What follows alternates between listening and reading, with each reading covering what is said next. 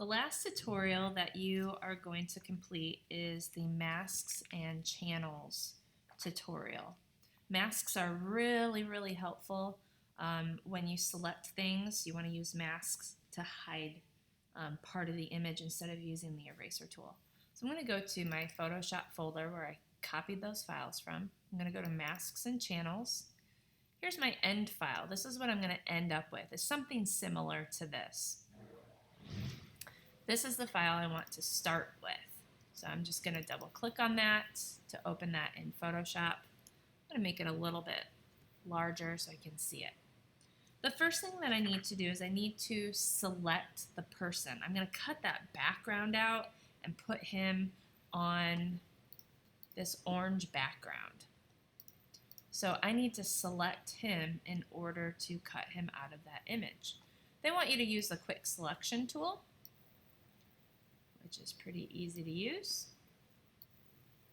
I'm going to go ahead and select him, and then I'm going to create a mask. A mask hides things. It doesn't delete them, it hides it, which gives you a lot more flexibility with editing things, especially if you kind of mess something up. It's really easy to come back and fix it. So I'm going to click either go up here to select and mask, or I can click this little button right here. So I'm going to do select mask. So when you see this, you're going to see that the red is the area that I'm going to mask out. That's the area that's going to disappear. I can change this up here to different views. It's up to you how you want to view it. So this is onion skin, so it just shows the background being very transparent. You can do the marching ants to kind of see where your selection is. We were on overlay before. We can do it on black, so you still see kind of the background a little bit. Or you could do it on white. You could do just black and white, or you could put this on whatever layers are on there. Now you'll notice that his nose is gone. I'm going to show you how to bring that back and why layered masks are important. Right now I'm just going to focus on his hair. His hair is very difficult to select. Hair and fur are one of the hardest things to select in Photoshop. So we're in this refine mask. All I did was double click, when I went to the select and mask, then I can refine this mask a little bit more. So I'm going to use this tool right here. It's called the Refine Edge Brush. And I can make this bigger or smaller using my bracket keys on my keyboard. I don't want it too big. What I'm going to try to do is I'm going to try to get his hair selected a little bit better. This is going to work really well with this image just because the background's very light and his hair is very dark. So there's lots of contrast between the two. If he had blonde hair on that light background, this wouldn't work as well. You got to have a lot of contrast. So I'm going to go along the edge. I'm going to go kind of slow. And you'll notice that that white background starts to disappear and the strands of his hair start to come back a little bit better. He doesn't look like he's got this weird helmet head, this flat hair. I want to get these little spikes of his little like faux hawk. I want to try to get these little flyaways that are on the back edge of his hair. I want to go just along the back edge of his hair. So again, I get all those little flyaways in there. I can also go along his lips and around his skin. I wouldn't worry about his shirt too much because that's really light on that background, so I wouldn't really worry about that too much. And again, I'll show you how to bring that nose back later. Go ahead and get the nose in there if you missed it, but I'm going to show you how masks are effective with this. So I'm going to hit OK. And right now he's just selected, so I really refined that edge of that mask.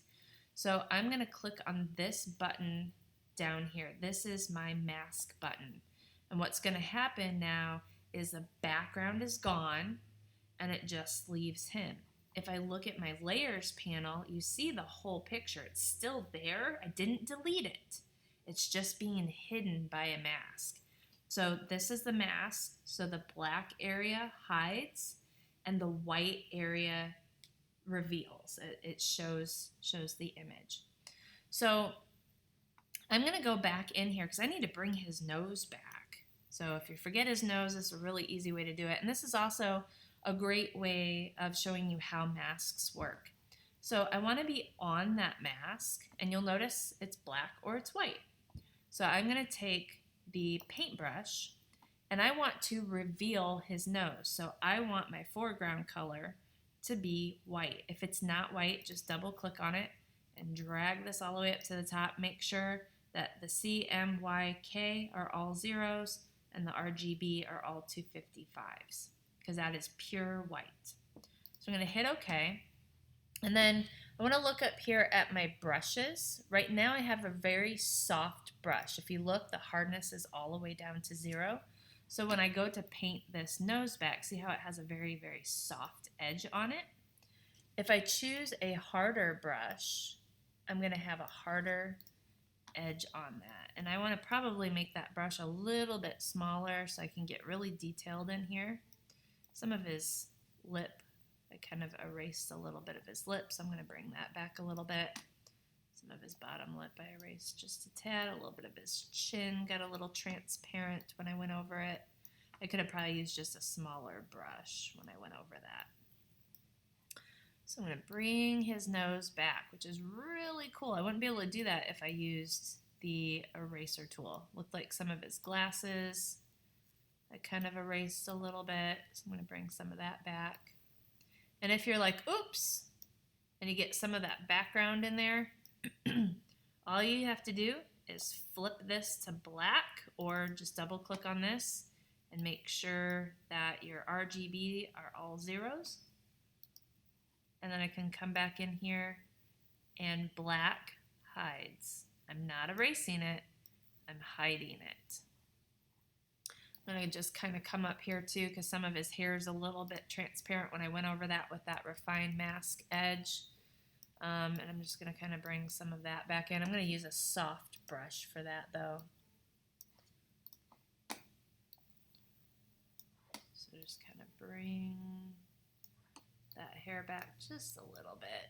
But you can see how nice we got those little flyaways in there. So his hair is going to look a lot more realistic when we put him on that background. So we just refined that mask, made it look a little bit better. The next thing that we're going to do is use a quick mask. This is a little bit different. It's another way to kind of make selections.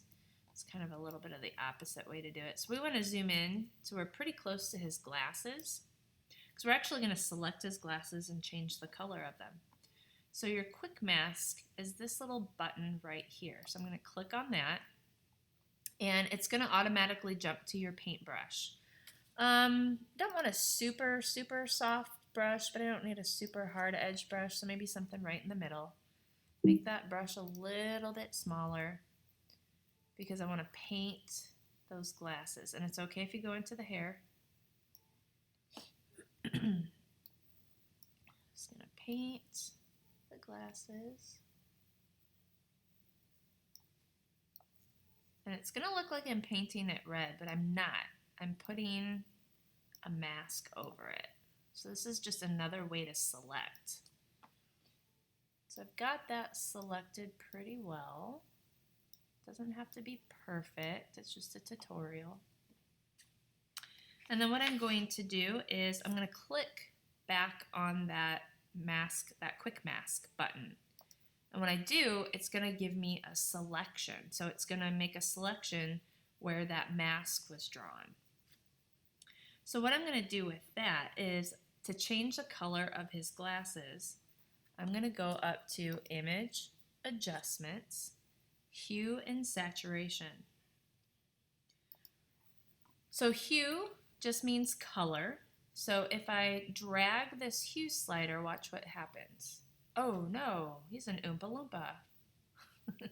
So what happened was I am not selecting the glasses. I've selected everything except the glasses. So if this happens to you, you're just going to go to Select, Inverse. You're not going to see anything change, but it's selected just the opposite of what I had selected. Then I'm going to go to Image, adjustments, go to hue and saturation, and now I can change the color of those glasses. I think they want you to change them to like a green color, something along those lines, and hit OK. Then I'm going to deselect. So Command D, or I can go up to Select, Deselect. So this is what I have so far. The next thing that you're going to do, and this is just kind of experimenting. You may get it to work really well, you may not. I have definitely not mastered this next technique. It's called Puppet Warp. It's kind of cool though. You can make some animations with this, which is really neat. So what I'm going to do is I'm going to go to Edit, Puppet Warp. And it's going to put this grid on the person. And I'm going to add some pins, about 10 pins all the way down for the parts that I don't want to move. So I'm going to pin them down so that they can't move, because I'm going to move his head backwards. I don't want his shirt to move. I'm going to move his head so it tilts backwards. So I'm going to put some pins just right on some of these intersections, just to kind of pin everything in place. Make sure that there's a pin right here at the base of his neck, because that's where we're going to be tilting his neck from. So we're just going to put a few pins down, again, just to keep that from moving.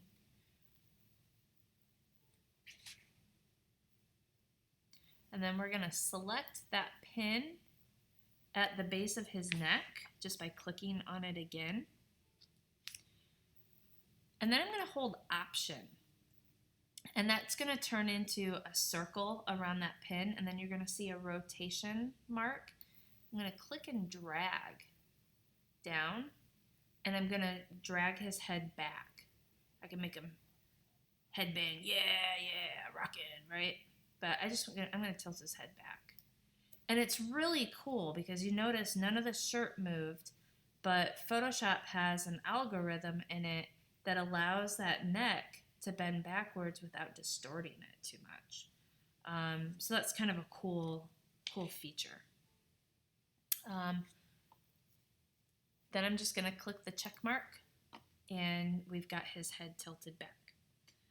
The Working with Channels section on page 178 through 183, you can skip if you'd like. I'm not going to require you to do that. The last thing, though, that you do need to do is you need to make that background visible. And that's all you need to do for this tutorial. I just really wanted you to focus on learning how to do those masks, and then also kind of playing around with Puppet Warp a little bit. So when you're done with this, you're going to go to File, Save As, and you can save it back into that folder, but make sure you put your name at the beginning of this so I know that it's your file.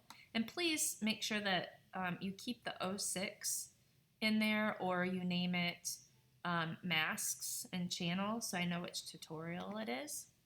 I'm going to hit Save and then hit OK. And then you're going to go to your email. You're going to compose an email, start typing in my name, Amber Kozar. The subject should be Masks and Channels, so I know what the assignment was. Come down here to the paperclip, go to your desktop, find your Adobe Photoshop Classroom in a Book, Masks and Channels, and then find the final file.